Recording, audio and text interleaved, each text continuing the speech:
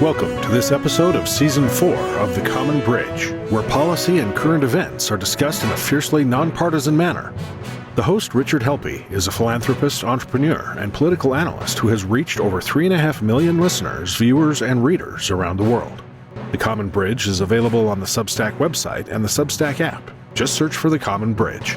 You can find the program on YouTube and wherever you get your podcasts.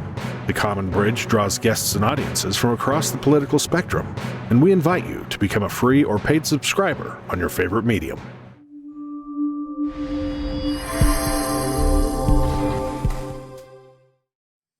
Hello, welcome to The Common Bridge. I'm your host, Rich Helppie, and our guest today is Mike Cox. Mike Cox is a renowned attorney in the state of Michigan, former attorney general for the state of Michigan. He has devoted his career in his lifetime to seeking justice, done a great job with that. And today we're going to drill down a little bit on Camp Lejeune and what the heck's going on with the water there. Mike, welcome to The Common Bridge. It's always good to see you. Rich, it's great seeing you again. It's been a little while since we've done some hockey games, but it's good talking to you. Indeed. Well, I was down at the Wings last night, and they played well, but they just played a better team in the Edmonton Oilers. And it's still my passion. Yeah. But we're due. We're way overdue. Mike, our audience likes to know a little bit about our guests. So if you could run through maybe, where'd you grow up and what were some of your early experiences, and Sure. how'd you end up in the Attorney General's office? Well, I grew up over by Rouge Park on the west side of Detroit in Redford, and kind of a neighborhood like yours, Rich. It was all working class folks. My dad was a carpenter. Everyone had 6 or 7 kids stuck in a 975-foot square house. And it was a great American middle class upbringing. And at 18, I was a little lost, a little disoriented, knew I wasn't ready for college, and decided to run away and join the Marines. And I have to tell you, it was the best decision second best decision I ever made after marrying my wife, but it turned my life around, gave me direction. I was what we call a grunt. I was an infantryman, so I ran around with a rifle for 3 years, traveled the world, had a great time. And it really gave me the ability to focus and have discipline. When I went to college, I went to the University of Michigan and went there for undergrad and law school. And from there, I became a prosecutor. I was a career prosecutor for 13 years in the city of Detroit and Wayne County. And in fact, I worked for 3 different bosses. My last boss was the current mayor, Mike Duggan, and I ran all the homicide prosecutions there. We had, sadly, we had 14 lawyers who that's all we did all day long was homicide trials. But it was great training to become Attorney General eventually. But it was as crazy as it sounds. It was a fun and great job. Fun in the sense of the camaraderie you have. It was much like being in the Marine Corps again. You kind of feel like you're in the trenches, kind of like when you were building your business, Rich. With your core team, and we were out every day doing good. And we generally had people. We encountered them at the worst times of their lives, family members right after a murder. By the time the trial worked its way out, generally we'd built relationships and people were in a better spot. And so one day in 2000, I'd just been on court TV, and I got a call from a Republican Party official, and I've been involved in helping Republicans at the point. And they said, "You ought to run for Attorney General." And at the time, it looked like Jennifer Granholm was going to run again, and instead she ran for governor. And I kind of came out of nowhere. I beat Gary Peters in November of 2002, and I had a great 8-year run. Met great people like you, and we did a same thing. It was just like being in the Marines again. It was just like being a homicide prosecutor. It was just like the work we're doing now for Marines at Camp Lejeune. It was like a team building, esprit de corps, going out there and fighting the good fight every day. And, I think we did a lot of great things as Attorney General, whether it was going after unpaid child support from both errant fathers and mothers, believe it or not, to fighting with Blue Cross for healthcare, ratepayers, to fighting with the federal government over Asian carp and getting things in place to protect our Great Lakes. So it's been a great ride long before I came to private practice. So this quest for justice and for fair treatment, speaking up for the middle class and the lower economic people, for people that have faced the worst tragedies of losing a loved one to homicide, you've built that over decades now. And I understand you just gotten through a very publicized lawsuit with some other victims. Can you Are you at liberty to mention that at Yes. all today? Yes. So I think most people in America heard about Larry Nasser and what he did to the gymnasts at Michigan State. Well, Yes. unfortunately, at my alma mater, during the time that I was there in the 70s, 80s, 90s, U of M had its own team physician, Dr. Robert Anderson, who was abusing athletes and some non-athletes in the course of medical treatment. And it was all happening in the exam room in the guise of medical treatment. And I won't go into the horrible detail of some of the things he did, but he took advantage of the situation, went on for literally decades, Rich, from the late 60s up to 2000. So I was one of the three lawyers, one of the three lead lawyers who settled with the University of Michigan for $460 million. 1,080 men and women, some women, mostly men, were involved. I personally represented just shy of 200, and that Rich grew out of friendships. When I was there, I cooked for a while as at U of M. I cooked for a while to support myself and get through undergrad as a cook. And long story short, I met some wrestlers, and through them met some guys who played football. Kept in touch over the years. And when a story came out, a kind of expose in the Detroit News in 2020 about a secret investigation U of M had done into this guy, which they hadn't revealed to anyone. It kind of broke this wide open. And I think I feel great about it because, quite frankly, I helped my friends. I met a lot of great guys my age, your age, who had struggled emotionally and mentally, but hid it for all these years from the abuse of Dr. Anderson. And it's I had a lot of middle-aged crying men in my office, and it's when I used to do young kids who were abused sexually. That was 30 years ago. That was horrible. But I was an adult, and here I was, adults, and it's the same sort of trauma. People my age trying to put the pieces back together. So the money was important in the sense that it showed that the institution was acknowledging and changing what they were doing. But the most important thing for a lot of these guys was just the fact that UM had to come to grips to what it did as an institution. And so I count that as one of the great triumphs of my career. It was a 3-year process. We're almost done. Our clients are soon to get their damages, and it's a good day. And I think U of M, with the new president, they're on a better track. I think there's more that needs to be done there, but they've made some steps because of our lawsuit. It's ironic, that a lawsuit based on what happened 30 years ago is going to help the university kids today. But it's something that my clients should feel proud of, and I think all the lawyers involved should feel proud of as well. And anyone that's been a victim of sexual abuse or knows somebody that's been a victim of sexual abuse, no matter at what age, it's a permanent stain. It is. It is permanently weakening to the victims. And I'm proud to know you and your fight for justice for those victims. Which brings us to our topic of the day about Right. Camp Lejeune. And what most people understand about Camp Lejeune, they see ads saying there's a opportunity if you've lived or worked or been a member of the Marine Corps at Camp Lejeune for a real long period. Right. I think going back to the 1950s, about contaminated drinking water. And can maybe we can start at the beginning. What what was what happened with the water, and when did they discover it, and what are some of the health impacts, and how has this come to be an issue today I mean, it just seems horrible that we've let something go for 70 years. Yeah, Rich, is really stunning to me because one of my duty stations, I was in Camp Lejeune and Okinawa. I went back and forth between Camp Lejeune and Okinawa. I was in the Second Marine Division, which is headquartered in Camp Lejeune.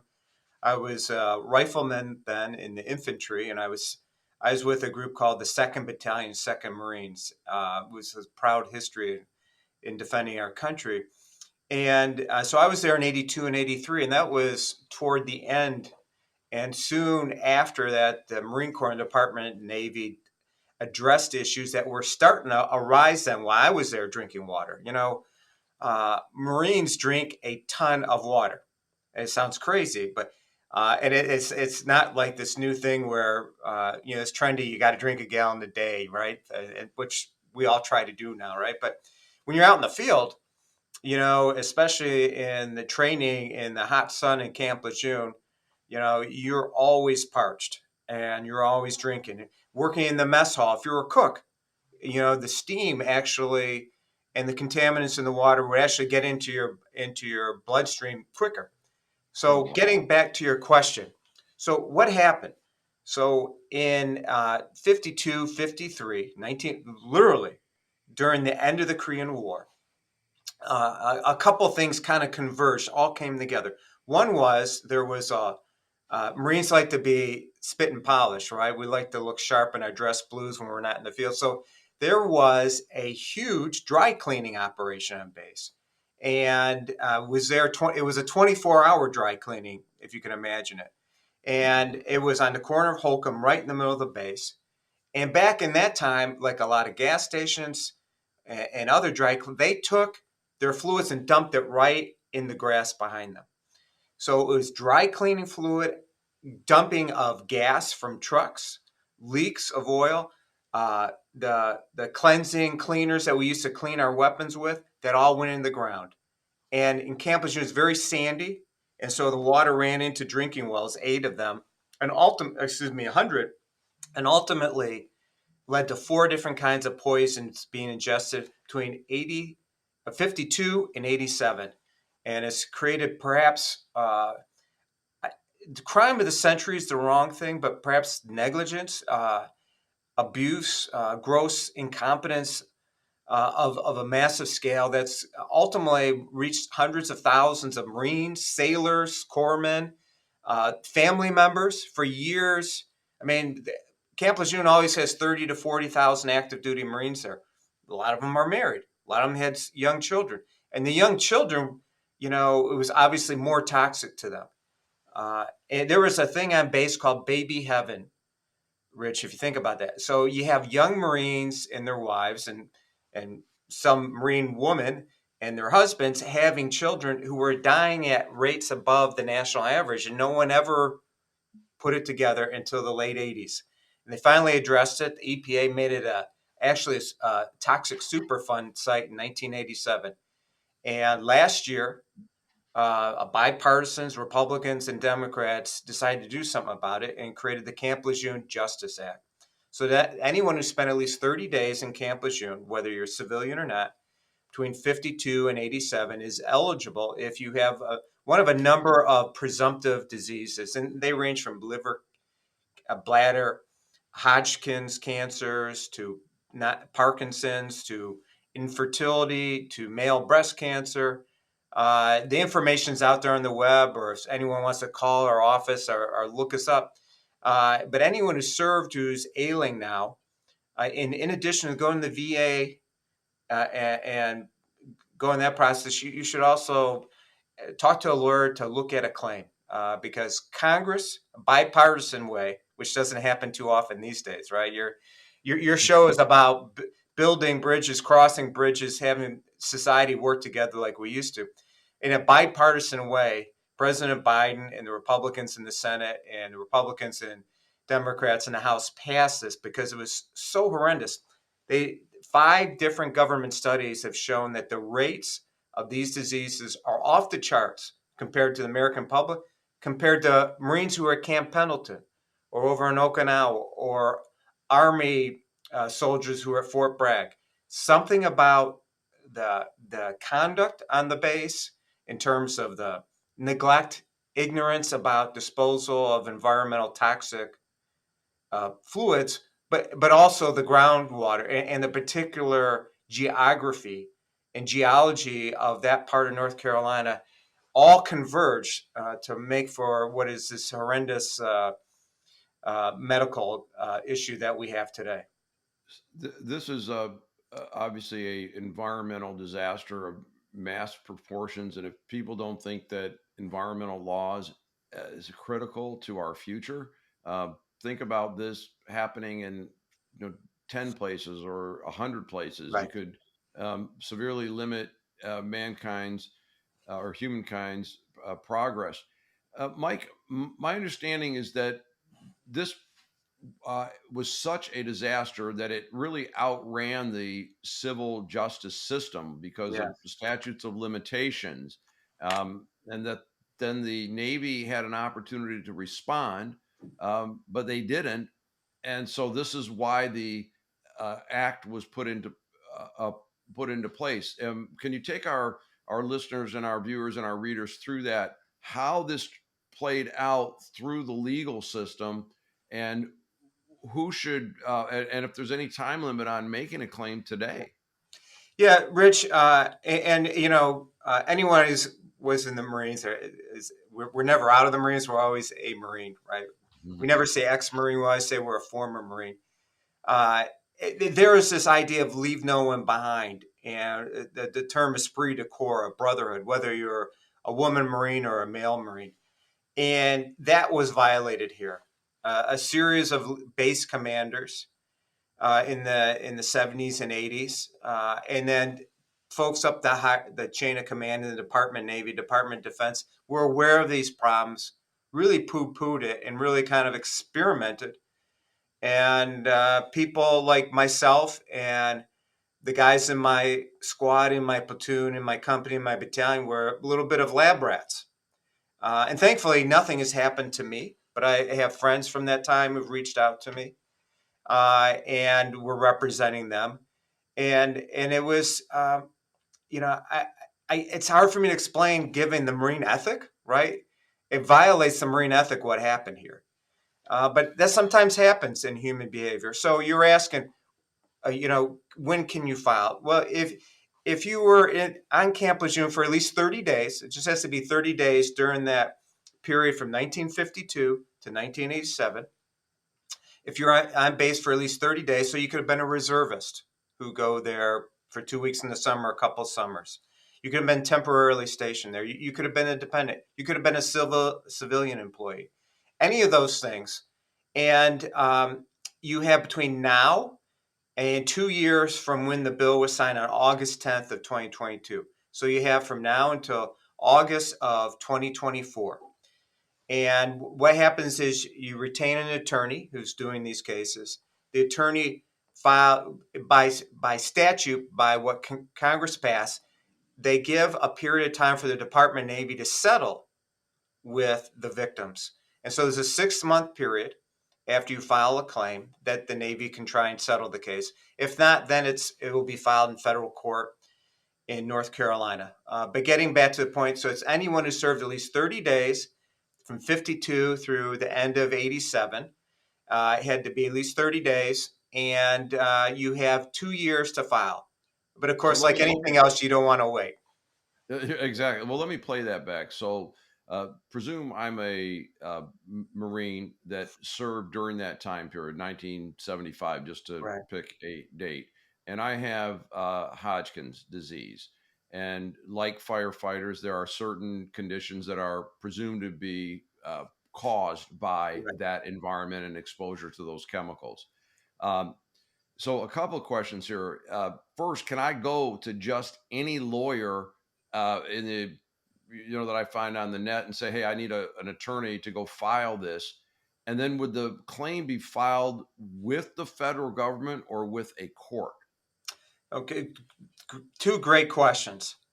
So there are a lot of good lawyers doing this, including myself, right?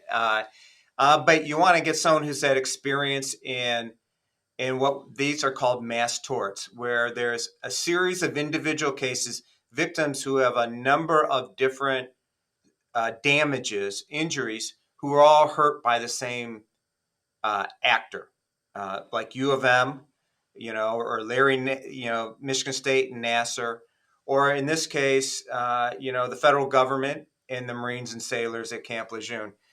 There's a number of us in Michigan and across the country. Do your due diligence. You can always call our office for information.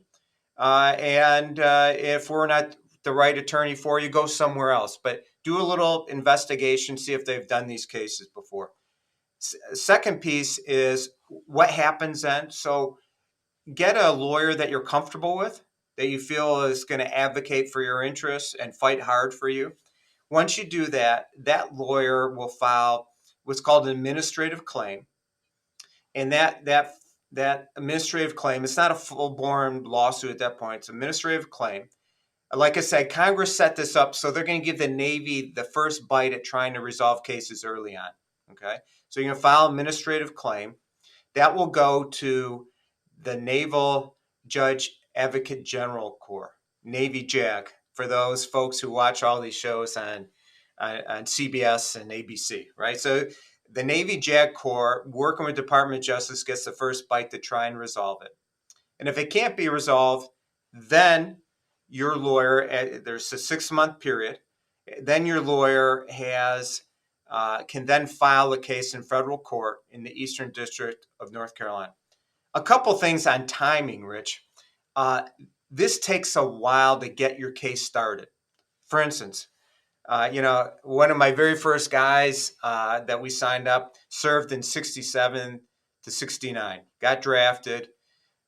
Fortunately for him, only spent a month in Vietnam and then was sent to Japan, and was a truck driver. And then he ended up back for 7 months in Camp Lejeune. And so he is 72-ish, 73. Mhm. And he's had different health issues, some of them arguably related to Camp Lejeune. So we had to get medical records. It takes quite a while to get medical records.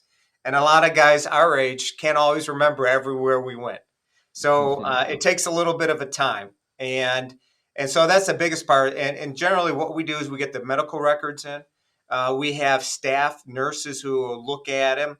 And then we'll get an expert opinion from MDs, oncologists, and then we'll file a claim. And that's what that's kind of like the best practice. That takes some time. So we tell all these Marines, look, this problem was 50 years in the making. You got to give us a little time, but we're going to get it done for you and help you cross the line and help yourself or your family. If something happens to you, God forbid, because a lot of my folks are, stage 4 cancer, liver and bladder cancer, and they're doing it for their family. And I should let people know, like in the regular civil world, like if you or I were killed in a car accident, right, on Washtenaw or 75 or 94 here in Michigan, All likely locations for that too, by the way. yes. And so if we met that unfortunate event, our families could file a wrongful death lawsuit if someone was at fault, right? And in the same way, if your father or your brother or your uncle or your sibling was at Camp Lejeune for at least 30 days and had one of the illnesses that are presumptive, you can file a wrongful death lawsuit. And that's proper, appropriate. That's the way it's been in English law for 600-700 years now, since the Middle Ages. And so it's not just for folks like me who might develop an injury or illness. It can also be if you had a loved one who died as a result of an illness that arose because of their time at Camp Lejeune.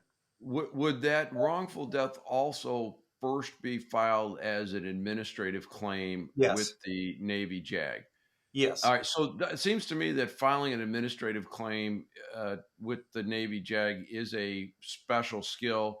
I don't know very many lawyers that have actually had that experience. So would that be something someone should look for um, in an attorney?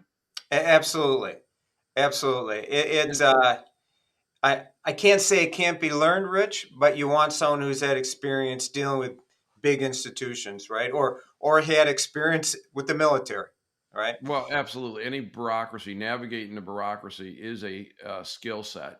Yes, People need to understand that it's part of life. So, Mike, my understanding now, the way you've described it is there's an injured Marine or family member. They first step in the process is there's an administrative claim with the Navy's legal arm, so to speak. right. Is the Navy settling any of these suits in that administrative process? Not yet, Rich. I anticipate it will happen. Um, you know, and one other thing, but I should mention this because it comes up a lot when people call our office. The fact that you're getting VA benefits doesn't preclude you from filing a lawsuit.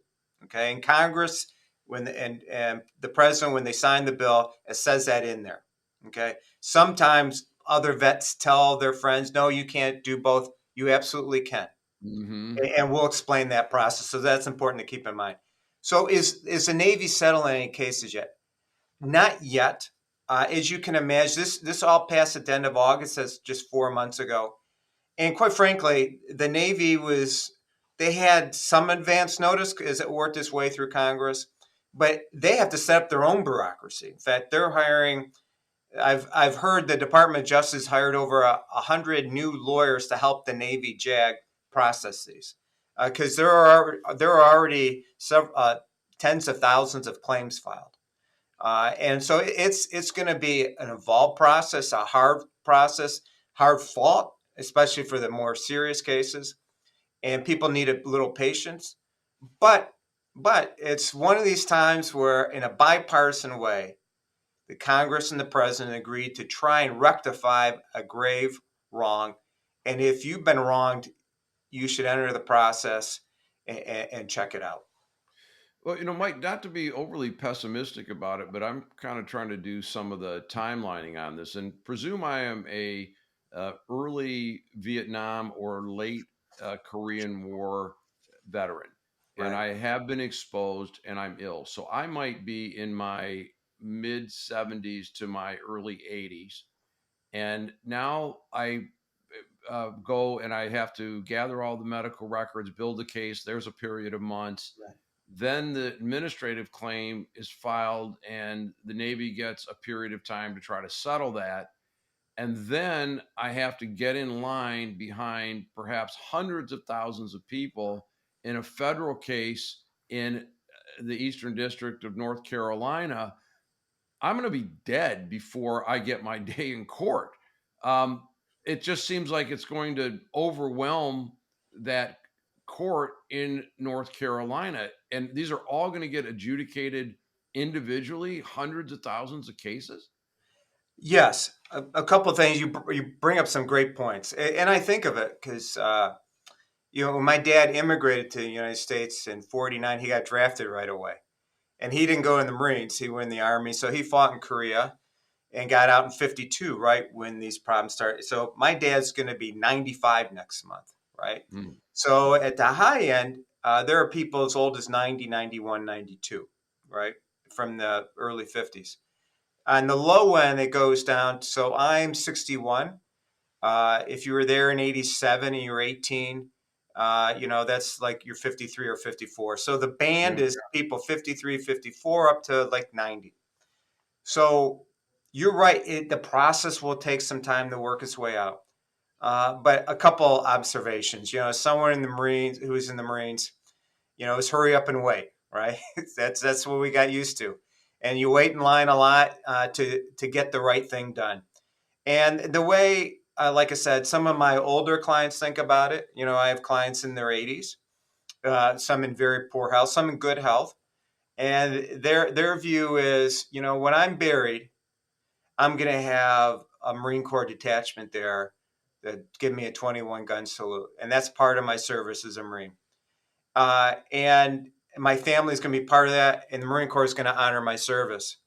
But my filing a claim, and if it comes to my family after I'm gone, that will be another recognition by my government of my service and what horrible thing happened to me from my own government during my service.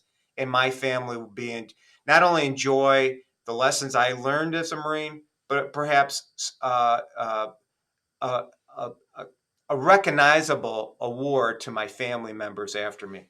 So, again, not everyone has that mindset, but a lot of these Marines they live their lives not about themselves, right? They join the Marines because they wanted to serve someone other than themselves, or they want to be part of a bigger cause.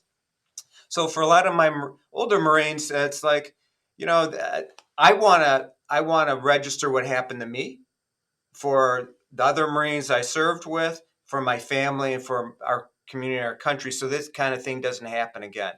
And so a So, lot of them just view this as just another way to serve once again. Mike, I love the way you put that in, and I'm thinking about this 34-year period from 1953 to 87, or is it 35 from 52 to 87? Yeah, 52 to 87. Yeah, So you've got this that's the 35 war. year Yes. period. Is there any defense that said, in 1955 we didn't know that putting dry cleaning compounds into the soil was a bad thing, or does that liability last no matter what under environmental law?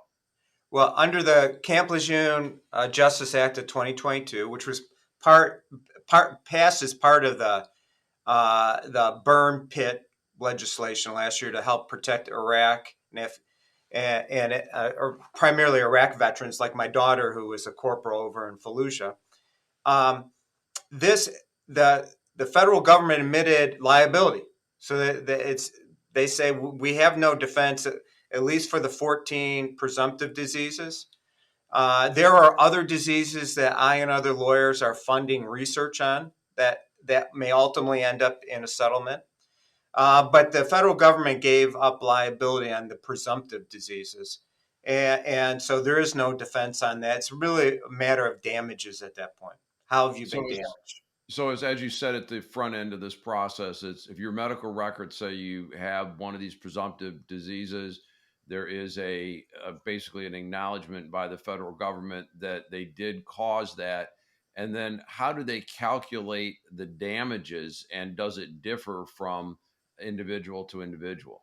It will differ from individual to individual. For instance, right now I'm working in an office, right? And hopefully it's not any toxic exposure I'm getting right now. But like my dad was a carpenter and then later worked at Ford. So he was in plants, he was in docks. And so in his life, he developed asbestosis in certain work settings, right? And he's fine. But my point being is, the federal government, their lawyers will say, well, let's look at your work life, see if there are other contributing causes. That may impact some of the damages, but that's why you need the right lawyer to fight for you and present the counter argument. But again, there's no money out of pocket, even if you're getting VA benefits. For if nothing else, peace of mind. It makes sense to investigate. Great. And your recommendation would be clearly the Cox Law Firm would be an asset. You have a website. Is it coxlaw.com? It's really simple. It's just MikeCoxLaw.com. Mike? MikeCoxLaw.com. Or just put in my name on the internet and it'll pop up. Yeah. And I know that, there are other great attorneys out There there are. that are doing this work. But Mike, I think this explanation that you've been so generous with your time explaining to our readers, listeners, and viewers is important because, some people say, oh, I'm getting annoyed by the Camp Lejeune ads. I did a show a while back, said, thank God campaign season's over because of the incessant ads. And somebody commented, yeah, now if we can get rid of the Camp Lejeune ads. But Yeah. this is a real issue affecting real people, and that there's a real solution out there. And we need to get the word out. And I think this program will do it. As we move to our close today, is there anything that we didn't cover or any closing comments you'd like to share with our audience? No, Rich, great questions as always. I think you covered the topic very well. The bottom line is don't just get annoyed with an ad. Check it out, right? Do a little, call somebody, Doesn't have to be me. Love it to be me, but call somebody and check it out. If you were one of the million people who lived, worked at Camp Lejeune during the 52 to 87, our federal government has recognized they did a great wrong to you, and you should step up and let that be acknowledged. And with that, I thank you very much for the great job that you do every day. Well, I appreciate that, Mike, very much. And I appreciate your taking the time because I know you're really busy with that constant pursuit of justice. So, for our listeners, our readers, our viewers, if you or perhaps a family member, a friend that may have been exposed here, please have a listen, make your decision, and reach out and get help. We honor your service. You literally put your lives on the line, and we as a country owe it to you. And with our guest, Mike Cox, this is your host, Rich Helppie, signing off on the Common Bridge. Thanks for joining us on the Common Bridge. Subscribe to the Common Bridge on Substack.com or use their Substack app, where you can find more interviews, columns, videos, and nonpartisan discussions of the day. Just search for the Common Bridge. You can also find the Common Bridge on Mission Control Radio on your Radio Garden app.